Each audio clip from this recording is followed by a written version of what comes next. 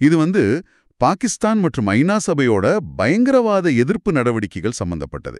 இங்க என்ன முரண்பாடு இருக்குன்னு மூலங்கள் சொல்லுது. இங்க மூலங்கள் சுட்டிக்காட்டுற முக்கியமான ஒரு முரண்பாடு என்னன்னா, ஒரு நாடு, அதாவது பாகிஸ்தான், பயங்கரவாதத்துக்கு சப்போர்ட் பண்ணுதுன்னு குறிப்பா இந்தியாவால ரொம்ப காலமா குற்றம் சாட்டப்பட்டு வருது. ஆனா அதே நாடு அதே பயங்கரவாதத்தை எதிர்த்து போராடுறதுக்காக ஐநா சபையில இருக்கிற முக்கியமான கமிட்டிகள்ல தலைமை பொறுப்புல இருக்கிறது தான் அந்த முரண்பாடு. மூலங்கள் என்ன மாதிரி குற்றச்சாட்டுகளை முன்வைக்குது?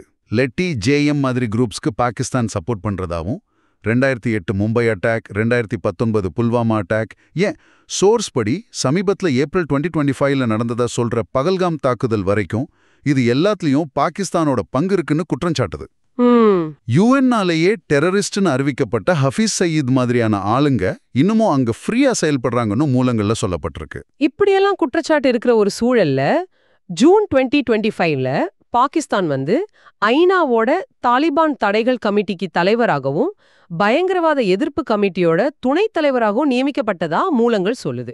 அது மட்டும் இல்ல, ஜூலை மாசம் ஐநா பாதுகாப்பு கவுன்சிலோட மாதாந்திர தலைமை பதவியையும் பாகிஸ்தான் ஏத்துக்கிட்டது. இது எப்படி சாத்தியம்? இதனால பயங்கரவாதத்தை எதிர்க்கிறோன்னு சொல்ற ஐநாவோட உறுதி, அதோட செயல்பாடுகள்ல இருக்கிற நம்பகத்தன்மை மேலேயே பெரிய கேள்வி எழும்புதுன்னு மூலங்கள் விமர்சிக்குது. இது ஒன்னும் முதல் தடவை இல்ல. முன்னாடியும் இந்த மாதிரி லிபியாக்கு மனித உரிமைகள் கவுன்சில்லையும் சவுதி அரேபியாக்கு பெண்கள் உரிமைகள் கமிஷன்லயும் பதவி கொடுத்தப்போவும் இதே மாதிரி சர்ச்சை வந்துச்சுன்னு மூலங்கள் சுட்டிக்காட்டுது. இந்த நிலைமை இந்தியாவுக்கு என்ன மாதிரி பாதிப்பை ஏற்படுத்தணும் மூலங்கள் சொல்லுது? மூலங்களோட பார்வையில பாகிஸ்தான் இந்த ஐநா பதவிகளை தனக்கு சாதகமா யூஸ் பண்ணிக்க வாய்ப்பு இருக்கு. எப்படி? உலகத்து முன்னாடி தன்னை டெரரிசத்தால பாதிக்கப்பட்ட நாடு மாதிரி காட்டிக்குவோம், தம் மேல இருக்கிற அந்த டெரரிசம் சப்போர்ட் குற்றச்சாட்டுகள்ல இருந்து கவனத்தை திருப்பவும், ரொம்ப முக்கியமா சில டெரரிஸ்ட் குரூப்ஸ் ஆளுங்கள் மேல இருக்கிற தடைகளை நீர்த்து போக செய்யவும், இல்ல புதுசா தடைகள் வராம தடுக்கவும் முயற்சி பண்ணலாம். ஓ, இது இந்தியாவுக்கு பெரிய பின்னடைவா இருக்குமே.